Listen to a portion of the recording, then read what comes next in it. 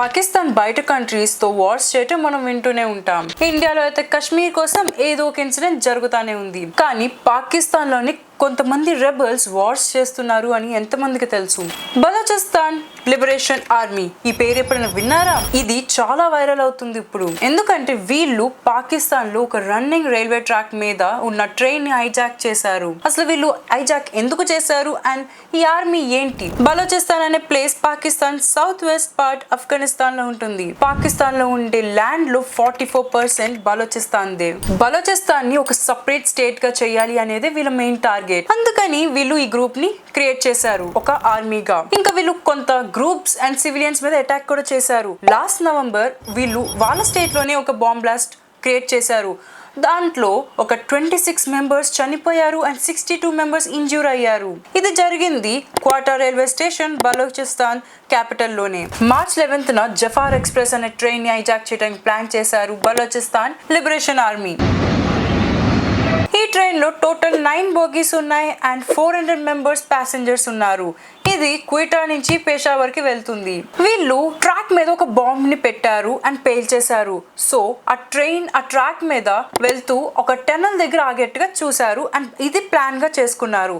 ఇంకా ట్రైన్ ని full control తీసుకుని అందులో ఉన్న లోకో పైలట్ ని కూడా చంపేశారు అండ్ ట్రైన్ ని కంప్లీట్లీ హైజాక్ చేశారు. పాకిస్తాన్ గవర్నమెంట్ వెంటనే హోస్టేజెస్ ని సేవ్ చేయడానికి ప్లాన్ స్టార్ట్ చేశారు. ఈ ఆపరేషన్ లో ఆ రోజు ఫుల్ నైట్ గన్ ఫైరింగ్ చేస్తూనే ఉన్నారు. పాకిస్తానీ గవర్నమెంట్ అండ్ మిలిటరీ అయితే 155 హోస్టేజెస్ ని సేవ్ చేశారు. అందులో మోస్ట్లీ విమెన్ అండ్ చిల్డ్రన్ ఉన్నారు. ఇంకా 27 సోల్జర్స్ చనిపోయారు అని తెలిసింది. ఇది అఫీషియల్ గా అయితే ఇంకా స్టేట్మెంట్ బయటికి రాలేదు.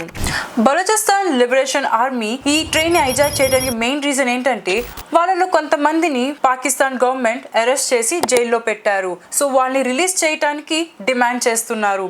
సో వీళ్ళు ఏమంటున్నారంటే మీరు మా వాళ్ళని రిలీజ్ చేస్తే మేము ఈ హోస్టేజెస్ ని వదిలేస్తాము అని ఒక 48 hours టైం ఇచ్చారు గవర్నమెంట్ కి. పాకిస్తానీ ఎమర్జెన్సీ డెస్క్ అయితే ఫామ్ చేశారు. అక్కడ పెషావర్ అండ్ క్విటాలో నుంచి హోస్టేజెస్ వాళ్ళ రిలేటివ్స్ అండ్ రెస్క్యూ చేయబడిన వాళ్ళని పెట్టడానికి. ఇంకా చూస్తే లిబరేషన్ ఆర్మీ వాళ్ళు చిన్న చిన్న గ్రూప్స్ గా డివైడ్ అయ్యి అటువైపు టన్నల్ చుట్టూ స్ప్రెడ్ అయ్యారు అండ్ దీనికి సెక్యూరిటీ టీమ్ కి చాలా కష్టం అవుతుంది.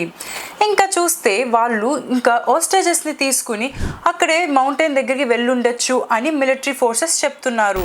పాకిస్తానీ ప్రైమ్ మినిస్టర్ షెహబాజ్ షరీఫ్ మాట్లాడుతూ ఇది చాలా కోవర్డ్ అటాక్ అని చెప్పారు. రంజాన్ ఫాస్టింగ్ మంత్ లో ఇది చేయటం పిరికితనం అని అన్నారు. ఇంకా ఒక్క ఎలిమెంట్ కూడా మిగలకుండా పాకిస్తాన్ని సేవ్ చేస్తాం అని చెప్పారు. March 12 Pakistan federal minister Attaullah Tarar India మీడియాని అక్యూజ్ చేస్తున్నారు. మనమే ఈ న్యూస్ ని స్ప్రెడ్ చేస్తున్నాము అని. ఇంకా పొలిటికల్ ఎలిమెంట్స్ కూడా ఈ ట్రాజిక్ ఇన్సిడెంట్ ని యూజ్ చేసుకుంటున్నారు వాళ్ళ అడ్వాంటేజ్ కోసం అని చెప్పారు. ఇంకా చూస్తే ట్రైన్ హైజాక్ చేసింది 31 టెర్రరిస్ట్స్. వాళ్ళని చంపేసి నరకానికి పంపించేశాము అని చెప్పారు. టోటల్ 21 సివిలియన్స్ చనిపోయారు.